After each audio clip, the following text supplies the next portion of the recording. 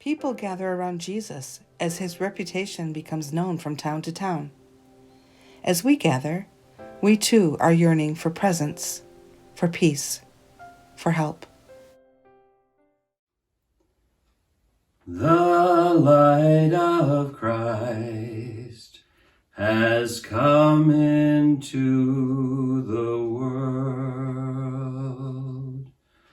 Shkawagashem Nado Biyamegat Kine.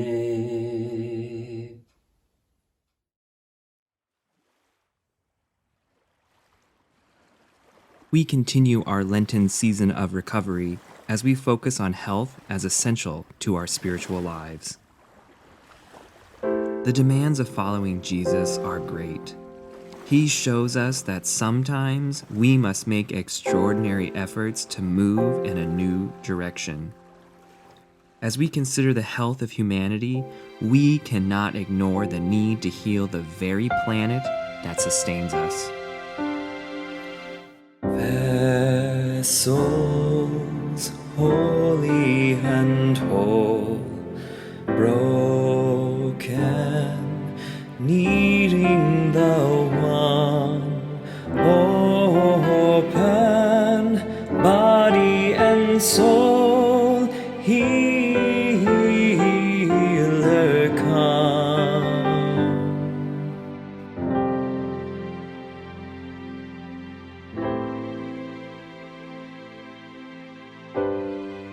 We live in increasing chaos of a beleaguered environment and the hoarding of resources.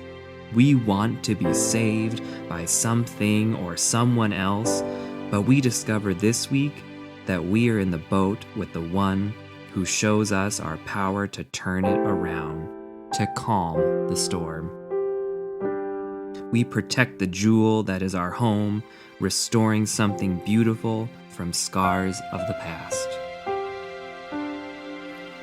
Vessels holy and whole, broken, needing the one, open, body and soul, healer come. People open their lives to Jesus. We are drawn to the healer, opening our hearts with honesty about our lives and finding assurance that offers peace. Let us acknowledge our need to restore, repair, renew our holy vessels, especially this holy container of life on which we live, this very planet. Let us pray. Life-giving God, in the beginning, you created this universe with a phrase, "Let it be." And the waters and dry land, the sky and the creatures were formed. You set humanity among these wonders and invited us to care and honor all things. We have not successfully answered that call. Seeing the abundance as a feast that would never end, we gorged ourselves, taking more than we could replenish at a rate that could not be sustained. We are beginning to comprehend the magnitude, beginning to see that things cannot just keep going as usual and not have dire consequences. We are frightened, which is partly why we are slow to accept it. But we now are witnesses to the forces of a world more broken than when we inherited it. Water, wind, and wave, fire, drought, and earthquake that signal it is time to pay attention and to make real change. Too often we think there is nothing we can do, that the change required is too great. It all feels overwhelming, and so we look away. Sometimes even from the small things that could make a difference for our own community. Help us, healer. Show us our ability to chart a different course. Forgive our inaction. move us to move one step at a time toward greater care for one another. In this silence, we sense and acknowledge our yearning for wholeness.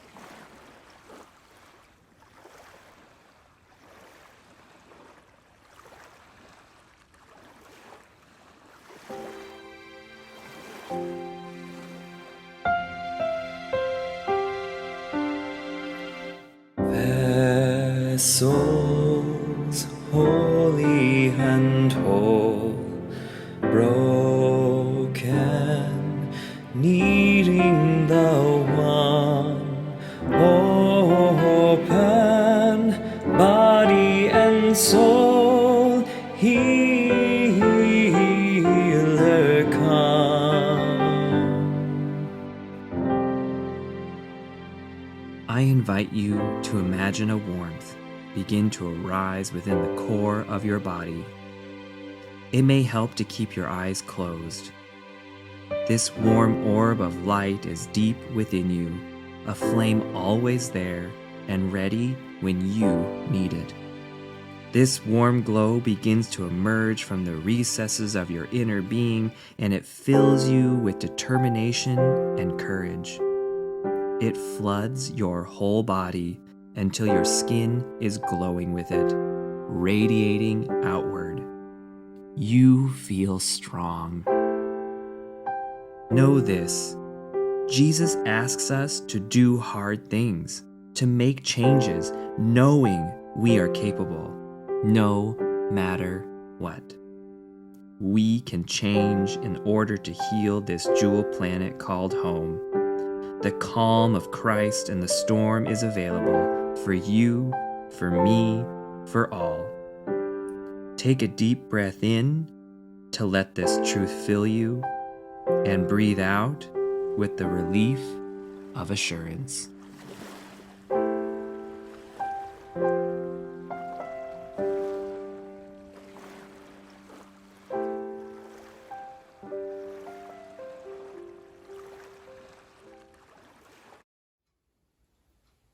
I invite you to imagine the warmth that surrounds you, extending to those who may be next to you in close proximity. Imagine it extending beyond your walls to the neighborhood, the wider community, the church. And see it spreading like the rising sun. Let it expand to all the world. Let this be our peace. Amen. The peace of Christ is with you and also with you.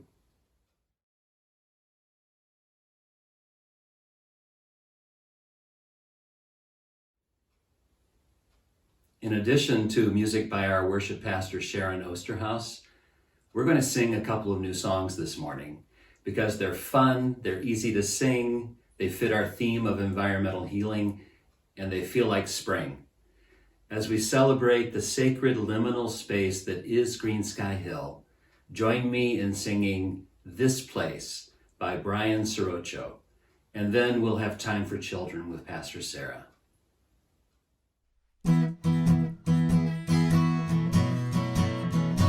This place, there's just something about it, there's just something about it. This place, there's just something about it, there's just something about it. Beauty of creation all around us, pointing to the one who made it all. Here with all these friendships that surround us, God calls, in this place, there's just something about it, there's just something about it. This place, there's just something about it, there's just something about it. Beauty of creation all around us, pointing to the one who made it all. Here with all these friendships that surround us, God calls, God calls in this place, this place. There's just something about it. There's just something about it. This place, this place. There's just something about it. There's just something about it. This place.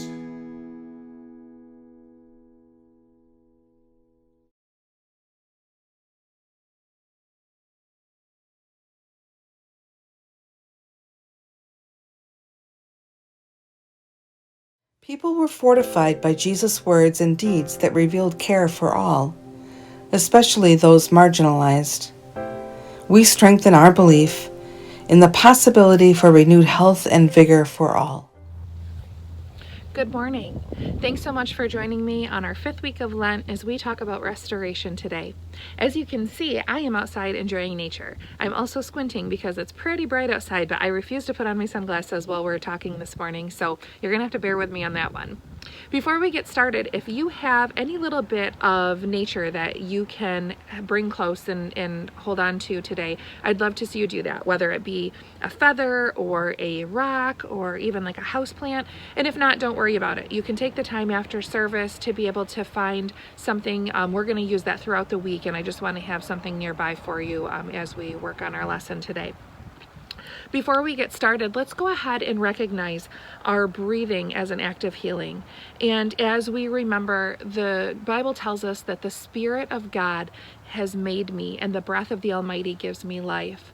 And as we breathe in our deep cleansing spirit breaths this morning, let us just picture the breath of God entering our lungs and exhaling this life into nature around us.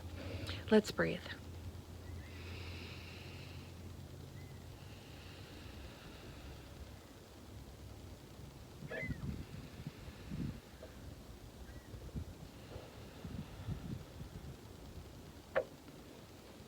You know, we've talked quite a bit that this has been a pretty challenging year, and it's okay to admit that. Just because we're people of faith doesn't mean that we have to look at this global pandemic as like a blessing in disguise, or we have to have just a rosy positive attitude about it all the time. It's okay to have a hard time with the difficulties that we've had to face and that we're going through.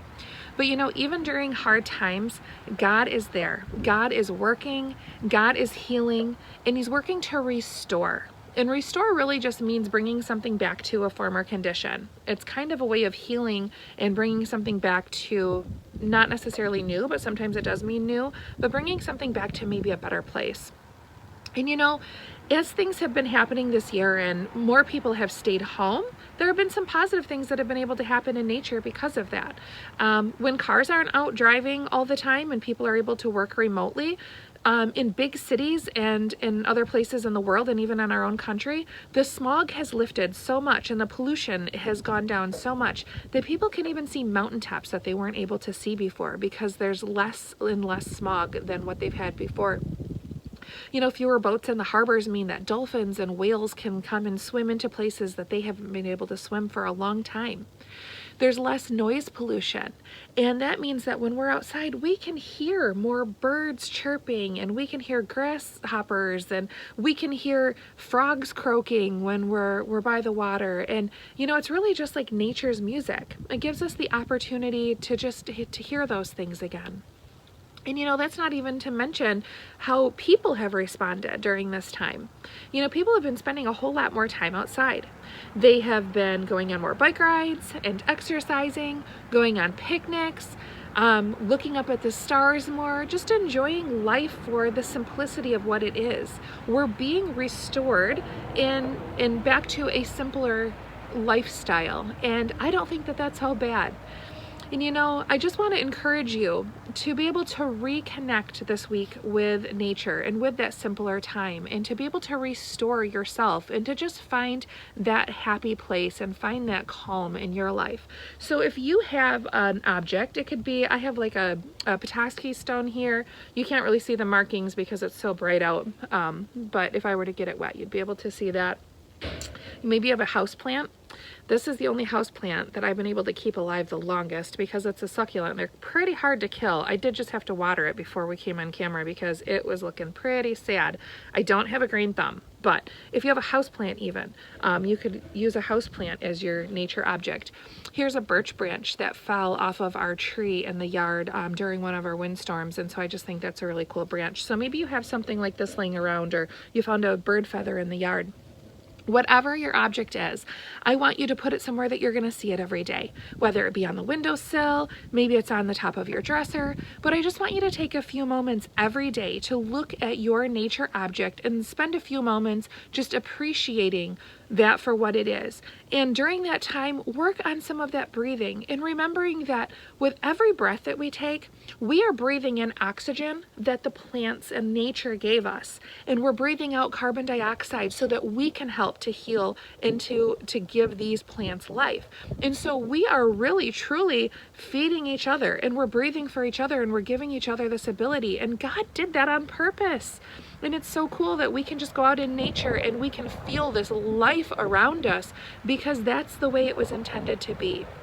So even though we have a lot going on right now and a lot of uncertainty and things are still a little out of whack for us, it's important for us to remember that we still have nature, we still have our earth, and we need to take care of Mother Earth the way that she takes care of us. You know, prayer is also an act of healing, and the past few weeks we've been praying this prayer together, and I just ask you to join me in remembering that no matter what we're going through, whenever we ask God's help for ourselves or for others, He's always there and will always listen and always hear our prayers. Let's pray. Loving God, we come to you with our hearts. We come to you with our hands. We come to you with our minds. We come to you with our souls in need of your healing touch. Heal us from the inside out.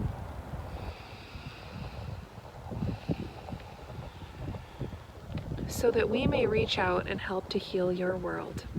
Amen. We'll see you next week. Thank you, Sarah, for helping us focus on nature this morning. Our contemporary word for today is from Rachel Carson. The more clearly we can focus our attention on the wonders and realities of the universe, the less taste we shall have for destruction. The more clearly we can focus our attention on the wonders and realities of the universe, the less taste we shall have for destruction. Thank you, Rachel Carson. In our ancient word from Matthew 8, we hear two brief stories about putting first things first. Rather than being overwhelmed by circumstances or overcome by fear, the first things, according to Jesus, are to remember and to trust. To remember that our kinship is no longer limited by imperial rules, colonial systems based on wealth and birthright, but by the kingdom of God, the beloved community that welcomes all who walk the good road with Creator sets free, and to trust in Creator's good intentions for creation and use our own God-given agency to heal the world. Remember and trust. Here's Matthew chapter 8, verses 18 through 27. Now when Jesus saw great crowds around him, he gave orders to go over to the other side.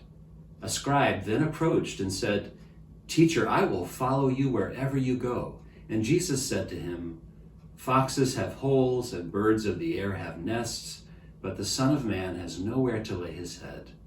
Another of his disciples said to him, "Lord, first let me go and bury my father." But Jesus said to him, "Follow me, and let the dead bury their own dead." And when he got into the boat, his disciples followed him. A windstorm arose on the sea, so great that the boat was being swamped by the waves, but he was asleep. And they went and woke him up, saying, "Lord, save us, we are perishing." And he said to them, "Why are you afraid, you of little faith?" Then he got up and rebuked the winds and the sea, and there was a dead calm. They were amazed, saying, "What sort of man is this, that even the winds and the sea obey him?" Why are you afraid? Creator's story for all of creation. We're all in the same boat. The storm has been arising for decades. We've been swamped by the waves, and until we wake up, it seems like God is asleep. So we cry out, "Save us! We're perishing!" And at least two things happen when we say, "Where are you, God? Wake up!" God says, "Right back at you." And God asks us to think about why we're afraid. Kathy and I were talking the other day about how fear is a wonderful gift when it motivates us to action that saves our lives, and any other time, not so much. When Greta Thunberg was selected as the Time 2019 Person of the Year, reporters Charlotte Alter, Suyan Haynes, and Justin Werlin wrote this: "Greta Thunberg sits in silence in the cabin of the boat that will take her across the Atlantic Ocean. Inside, there's a cow skull hanging on the wall, a faded globe, a child's yellow raincoat. Outside, it's a tempest. Rain pelts the boat, ice coats the decks, and the sea batters the vessel that will take this slight girl, her father, and a few companions from Virginia to Portugal. For a moment, it's as if Thunberg were the eye of a hurricane, a pool of resolve at the center of swirling chaos.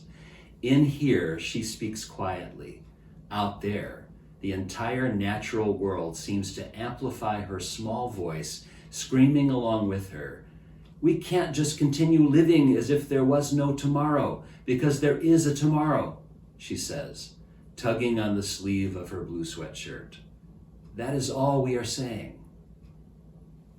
In a perversion of faith that I can't figure out for the life of me, many who claim to follow Christ are the first to pretend there's no storm at all, or at least that humanity isn't responsible for it and can't do anything about it. Some of these science deniers are the same prophets who seem to be listening to QAnon rather than the Spirit, and are leading so many mostly well-meaning people astray. Woman wisdom is crying out in the streets, "Wake up!" And my life experience tells me that these proud prophets will be the first to beg God for help when their own inaction leaves them and their children with no other choice. The thing is, we have a choice now. Listen to Greta. "I want you to panic," she's told the annual convention of CEOs and world leaders at the World Economic Forum in Davos, Switzerland in January of 2019.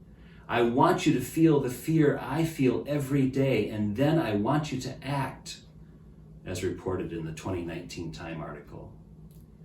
Walter T. Wilson, in his book, Healing of the Gospel of Matthew, Reflections on Method and Ministry, wrote, "The protagonist of the first gospel is not just some charismatic healer the evangelist is showing us, but a divine warrior and agent of eschatological deliverance, with his power extending not just over disease and disability, but even over creation itself. Accordingly, every act of Jesus needs to be interpreted within a mythic framework, every healing representing a moment in a cosmic drama of conflict and transformation." In today's reading, when Jesus saw great crowds around him, he decided to go to the other side of the lake, but he didn't go alone. When he got into the boat, his disciples followed him. Will we? Or more accurately, since we're already in the same boat, will we wake up and play our part in this cosmic drama of conflict and transformation? Or will we sleep until it's too late and blame it on God as if we had no say in the matter, crying out in the last moments as if God is the one who has been in denial?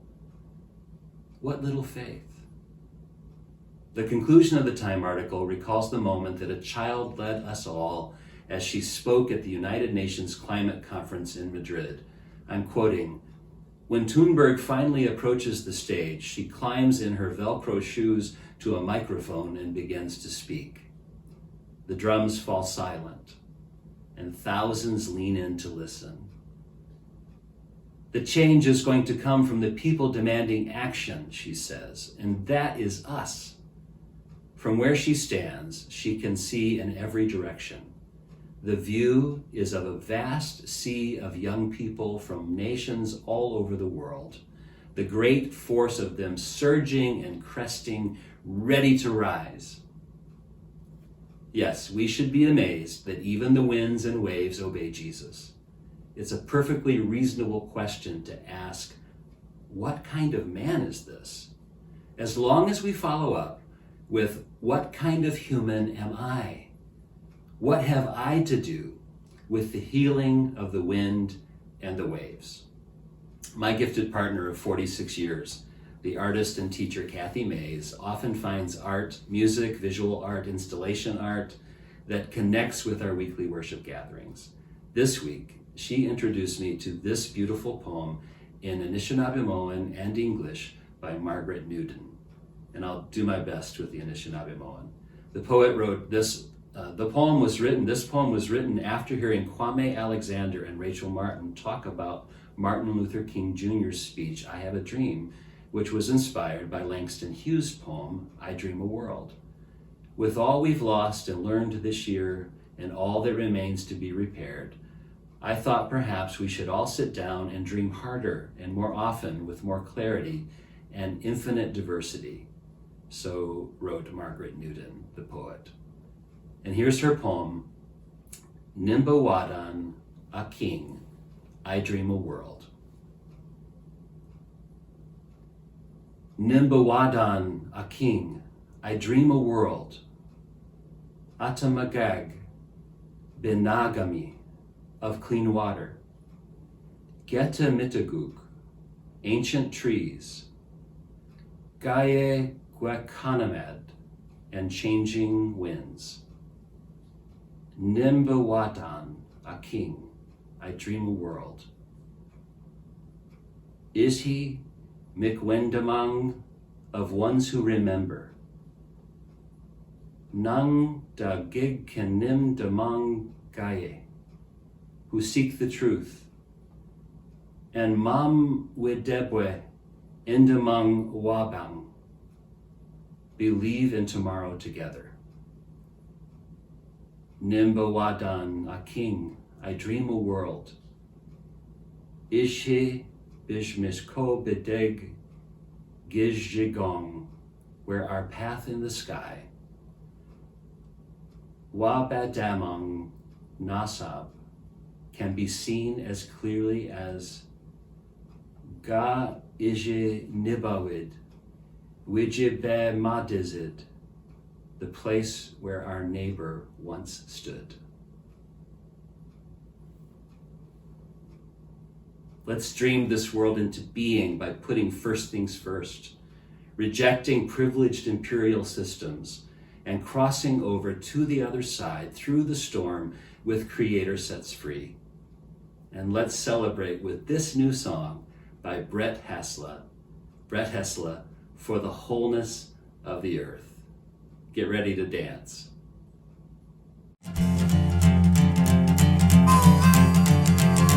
We lift this prayer for the wholeness of the earth. We lift this prayer for the wholeness of the earth. We lift this prayer for the wholeness of the earth. Can you feel it rising in you? We tune our ears to the wholeness of the earth. We tune our ears to the wholeness of the earth. We tune our ears to the wholeness of the earth. Can you feel it ringing in you? We turn our lives to the wholeness of the earth. We turn our lives to the wholeness of the earth. We turn our lives to the wholeness of the earth. Can you feel it spinning in you?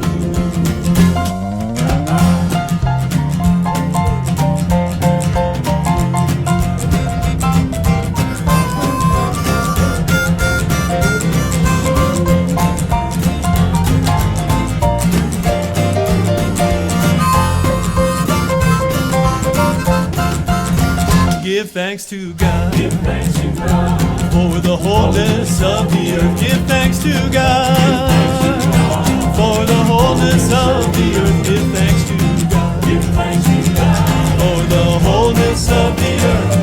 Can you feel it rising in you?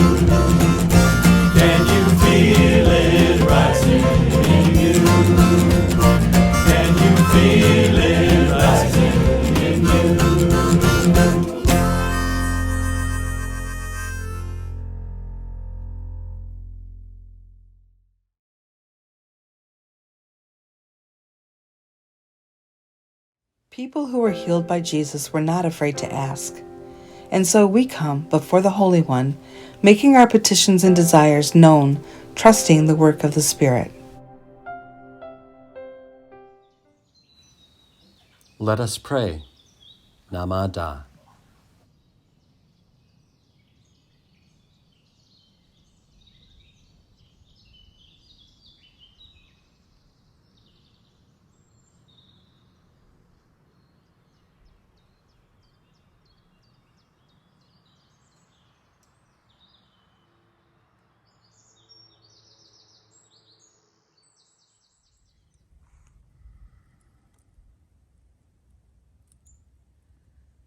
Be still and know that I am God. Be still and know that I am God. Be still and know that I am God. I am the one who healeth thee. I am the one who healeth thee. I am the one who healeth thee.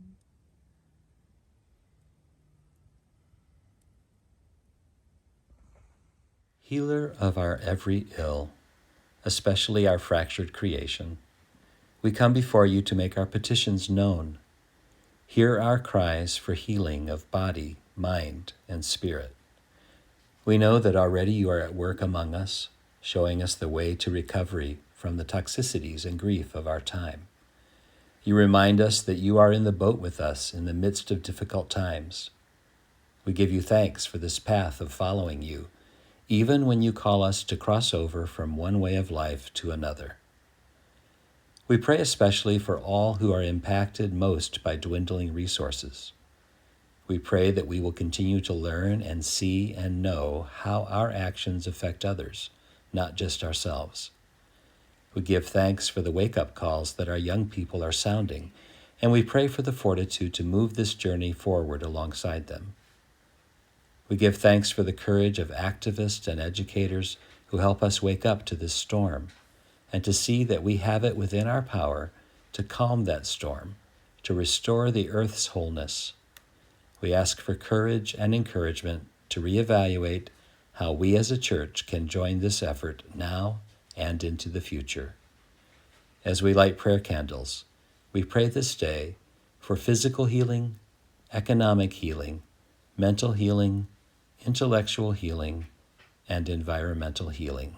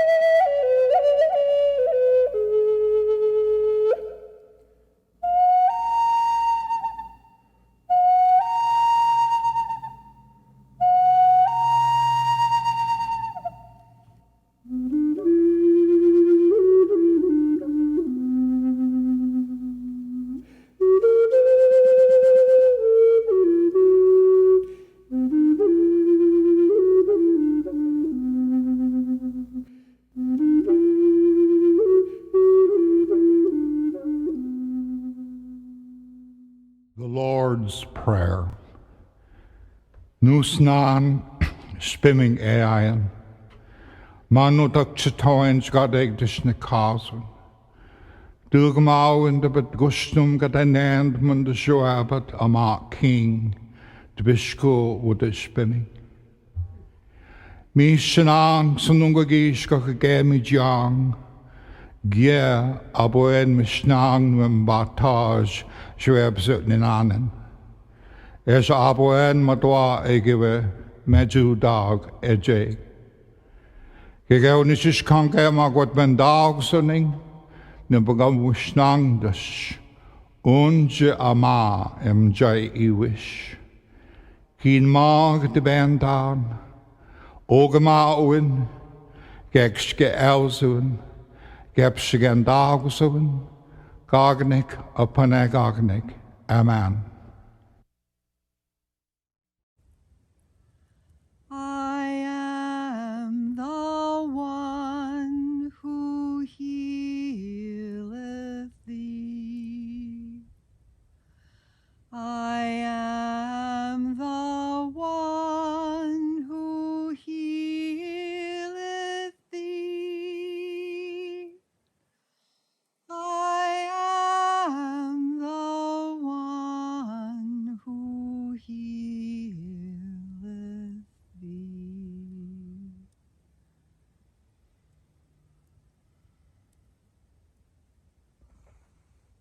The parting words Jesus gave to those he healed were often as much balm as the healing act itself. We hear words of encouragement from the one who makes beauty from brokenness. The words of Jesus that we highlight this week from the healing story are, "Follow me and let the dead bury their own dead." This seems like harsh words, and yet we hear in this Jesus' urgency. Now is the time to move. No matter how difficult, we cannot wait. What is past is past. There is brokenness and there are casualties in its wake, but we can move forward. We can make changes. We can face storms because we are a people led by the healer, the calm in the storm, who can offer us faith in the midst of fear.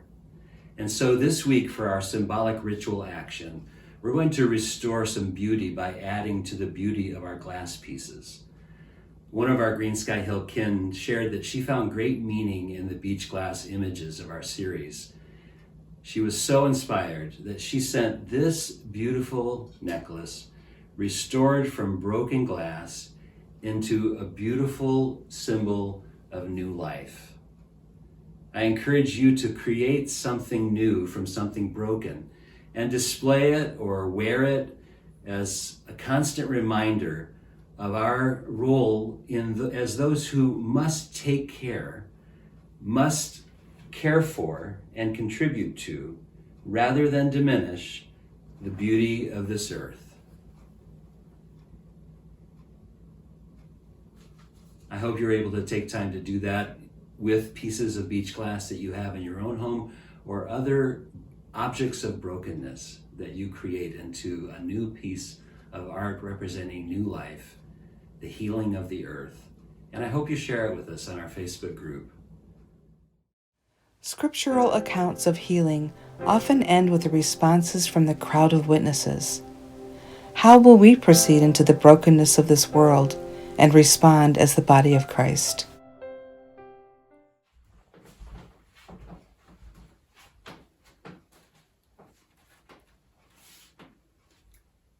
As forgiven and reconciled people, let us offer ourselves and our gifts to God.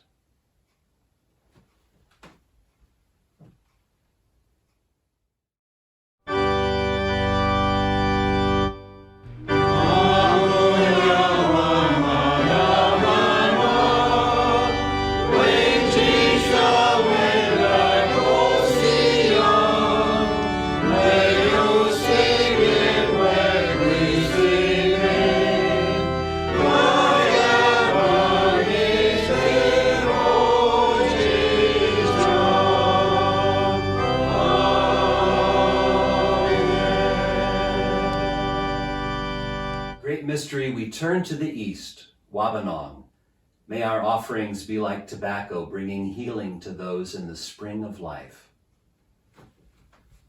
We turn to the south, Jawanong. May our offerings be like cedar, bringing healing to those in the summer of life.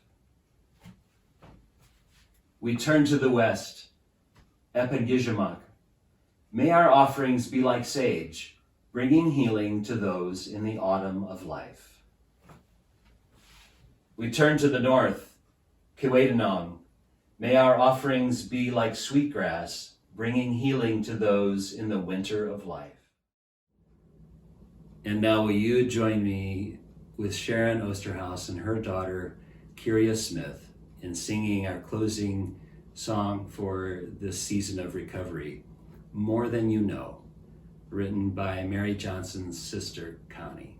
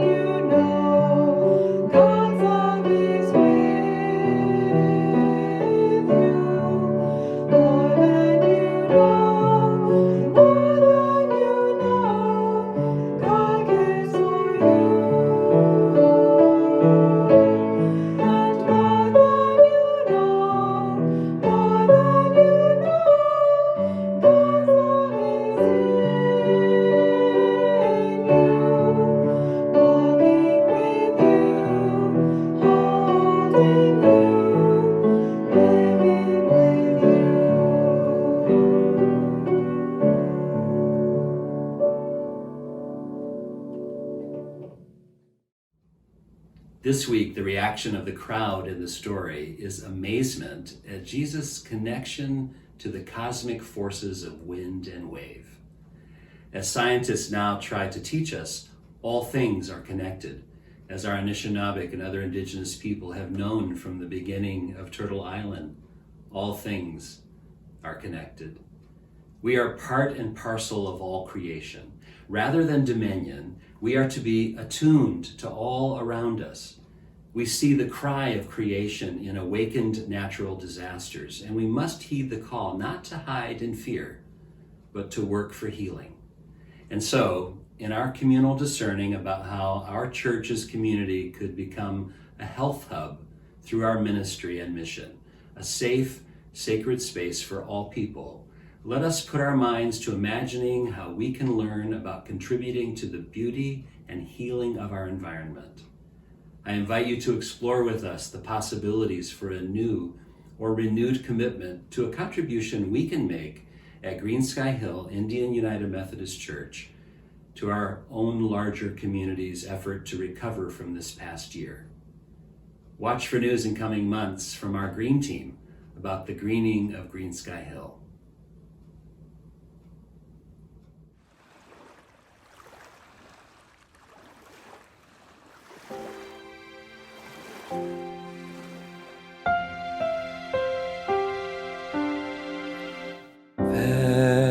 Vessels holy and whole, broken, needing the one, open, body and soul, healer come.